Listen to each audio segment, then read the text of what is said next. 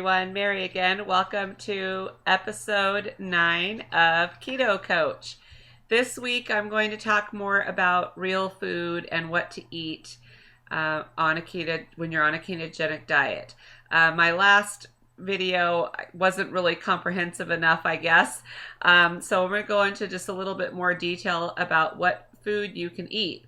So let's just start at the top as a reminder that a ketogenic diet is one that is very low carb, moderate protein, and high fat, which means you do not need to be afraid of eating fat. Healthy fats, of course, we're not talking about the fat that we're used to that's always mixed with carbs and sugars. And typically, a clean ketogenic diet is going to be wheat/grain free. It's sugar free for the most part. I mean, we cannot be 100% sugar free. There's sugar naturally occurring in a lot of real foods that are low carb and perfectly acceptable when you're eating ketogenic. So typically for, a ketogenic diet, your carbs are going to be around 20 grams or less per day. And you can decide whether that's net or total. I've always counted net. And my feeling about that is that if you are eating real whole foods, it's perfectly okay to count net. If you're going to eat frankenfoods and processed foods, then you definitely want to count total carbs, which means you're, if you're going to eat that kind of stuff, you're not going to get much of it every day because the sugar alcohols in a lot of those types of products will add up quickly.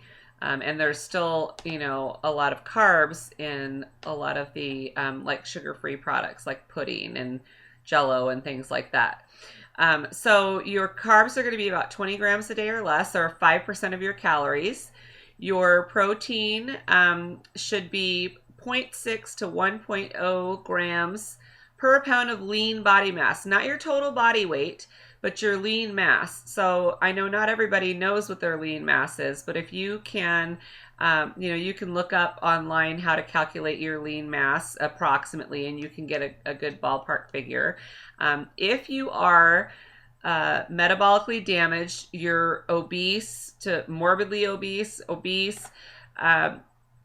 type 2 diabetic, you have PCOS, or you're pre-diabetic, then you want to start on the low end of the protein range and then increase until you see a spike in your blood sugar, until you see a rise in your blood glucose numbers.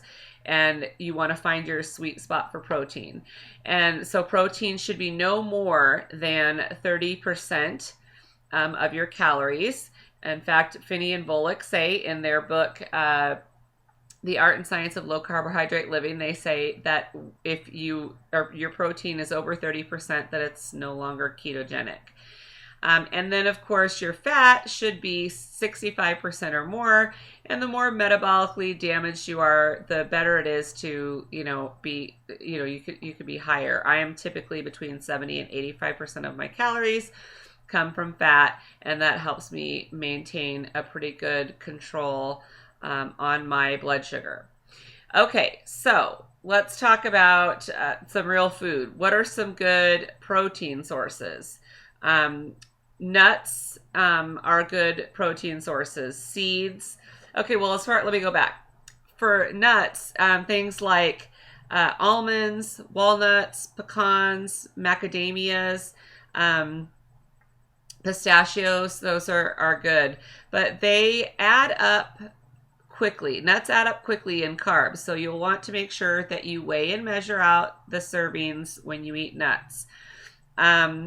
You want to avoid peanuts, and I know this is kind of controversial, but peanuts are legumes, they're not nuts, and they tend to be, they're known as inflammatory, and keto is an anti-inflammatory diet, so if you want to keep your inflammation down, then you want to avoid peanuts and peanut butter. Especially peanut butter. Typically, peanut butter has added sugar. There are some brands out there, though, that you can get that do not have added sugar. I think Smucker's Natural is one of them. But you're better off sticking with nut butters like almond butter. And again, no added sugar. So the brand that I use that has no sugar listed on the ingredients is the Justin's brand of almond butter, and it's pretty tasty. Seeds, you can also have seeds like sunflower seeds, pumpkin seeds, sesame seeds. Those are all acceptable on keto. You could also have fish like salmon, tuna, herring, trout, catfish. You can bake it. You can deep fry it in coconut oil. You can smoke it. You can grill it. There's all the different ways you can prepare fish. Also eggs, boiled eggs, scrambled eggs, fried eggs. I like to fry my eggs in bacon grease usually, or I scramble them in the bacon grease. You can also have turkey, but turkey is not as, I mean, it's not as fatty of a meat. So, I mean, use it sparingly. You basically, when it comes to meats, you want to stick with beef and chicken and fattier cuts of meat. You don't want to get the lean meats. And you can eat the skin. You can also do some wild meats like, bison or buffalo, or if you live like, I don't know, if you live somewhere where you have access to other stuff, you can do, if you're married to a hunter or you are a hunter, you can do the venison. You can have sausage. Those are all acceptable. Chicken, I love chicken. I prefer the taste of chicken breast, but I definitely like it with the skin. But legs are great too. I like to get the drumettes and bake them really crispy and then dip them in blue cheese. But you could also dip in butter, maybe with a little garlic in them. Garlic in the butter, that's really good. You could deep fry chicken in coconut oil. You could also bread it with a nut flour like almond flour and coconut flour. I love to make fried chicken, my low carb fried chicken. I just dip the chicken breast in egg, and then I coat it in a combination of the almond flour and the coconut flour, and then I deep fry it in my fryer in coconut oil, and it comes out really tasty. And my whole family loves it. Does not, they love the flavor, and I rarely are there leftovers to, for me to have the next day. I have to make a really big batch in order to get leftovers. You can also have seafood, shrimp, scallops, lobster, crab. You could grill it, you could bake it, you could deep fry it. I've also tried breading shrimps with the almond flour and coconut flour and deep frying it in the coconut oil. It turns out really good and tasty. Or you don't have to bread it either. Like, the breading, even though it's grain free, they do have the almond flour and the coconut flour does have carbs, so those can add up pretty quickly. You can also have full fat cheeses. Eat whatever cheese you want. Cheddar, Monterey Jack, mozzarella, provolone, Havarti, Colby. All of those are all acceptable. And there's also like the Mexican frying cheeses. Usually, like in my grocery store, there's a section of cheese that's just like Hispanic Mexican cheeses, and there's one, I think it's called queso fresco. It's round, and you could slice it and just put it in a pan and fry it up like that. It's so good. So full fat cheeses, you want to stay away from low fat or non-fat. Don't buy anything that's low fat or non-fat. That's no good.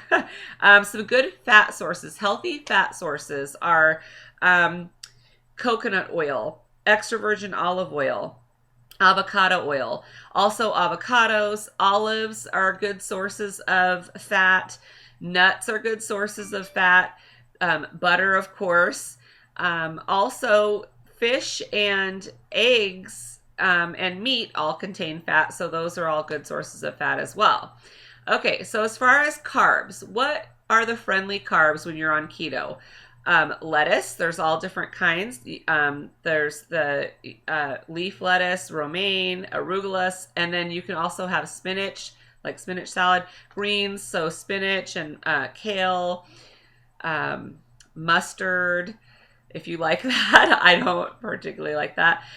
Broccoli, cauliflower, Brussels sprouts, cabbage, those are all great, and they're great buy them like sauteed in butter with a little garlic, or maybe bacon crumbles in them, or cheese and bacon crumbles, or make a cheese sauce using heavy whipping cream, butter, and Parmesan, like an Alfredo. You can put that on any of those vegetables. Cucumbers are also acceptable. Celery, you could put cream cheese in celery, and that gives you like a nice crunchy, fatty treat. With a little bit of carbs. String beans, green beans, I love to wrap those in bacon, and I brush on a mixture of like butter and olive oil, garlic, and a little salt and pepper. It comes out really, really good. Mushrooms are also acceptable. I just buy like white sliced mushrooms, but portobello are good also, and portobello mushrooms make a good substitute bun for like a burger. Onions are okay. I have a lot of people ask me about onions and peppers. I get those with fajitas. They do tend to be higher in carbs, but they are still acceptable as long as you're not eating a mound of them all at once. You can have some onion for flavor. It's not going to hurt. You can have garlic. You can do chives. You can have red peppers, green peppers, yellow peppers, jalapeno peppers. Squash is good. Zucchini. And spaghetti squash. I love to make spaghetti squash. I feel like I'm having spaghetti. I don't even miss the noodles. I just do a little ground beef and some Rouse pasta sauce. It comes in a jar, but it's got no sugar added. It's like 3 net carbs per serving. It's kind of expensive. It's like $7-8 a jar, but it's worth it to not get the added sugar. It's got great flavor. So I do like ground beef, Rouse sauce, some mushrooms sometimes, a little onion, and some mozzarella cheese over the top of the spaghetti squash. It's very filling. It's still low carb, and I feel like I'm having a plate of spaghetti. You can also have all varieties of sprouts. You can have asparagus. I love to wrap asparagus with bacon. Okra is okay. Radishes are okay, raw or cooked. I can't stand raw radishes, so I cook them in bacon grease, butter, and garlic, and I saute them on the stove and brown them up really good. They taste like, potatoes to me. It's a great potato substitute. I also like to put radishes in the crock pot with roast because, again, it's like having potatoes. You can have lots of, now beans, you got to be careful. No pinto beans or refried beans. Those are all, while they have protein, they have too many carbs, so you kind of want to stay away from those. Drinks, you can have tea, unsweetened, of course, coffee, black coffee. You can get flavored coffee if it isn't like not those like international coffee brands that have sugar in them, but like just regular old flavored coffee. They have lots of different, Dunkin' Donuts makes different flavors. Folgers makes different flavors. There's a brand at H-E-B called Memento that makes a really good vanilla cream. I love the vanilla cream flavored coffee with a little heavy whipping cream or coconut milk along with coconut oil. And of course, water. I would avoid flavored waters like that are flavored with artificial sweeteners. But there's Zevia is like a soda, but it's flavored with stevia and it's pretty clean. I've tried it before. It was a little too sweet for my liking, but that would be acceptable. Or the LaCroix bubbly, what do you call it? Carbonated, carbonated water is good. Alcohol, you want to make sure you stay away from like alcohol, you stay away from like beer and wine really for the most part. You can stick with gin and vodka and rum if you want to have an adult beverage when you go out. What else? Condiments. Be careful with condiments. A lot of them ketchup has sugar. I know there's a brand out there that's no sugar added, but that kind of falls under the category of Frankenfood for me. But it is available. There are also sugar-free barbecue sauces, but again, that kind of can go into Frankenfood, but that's your choice. If you're going to use sweeteners, I would stick with stevia and erythritol. I think even xylitol is okay, but I have dogs, so I'm not going to use xylitol just in case they were to ever. That's dangerous to dogs, is what I hear. So I wouldn't use that. I stick with stevia and erythritol, and I try to limit it, to like a not a very often thing. Some things, carb sources that you can have in limited quantities, not very often, would be carrots, um, uh, berries, and like strawberries, blueberries, raspberries, blackberries. Those are all okay, but you should have like a small serving at a time and do them very sparingly, because they are still kind of high on the glycemic index. But if you're going to have fruit, those would be the acceptable ones.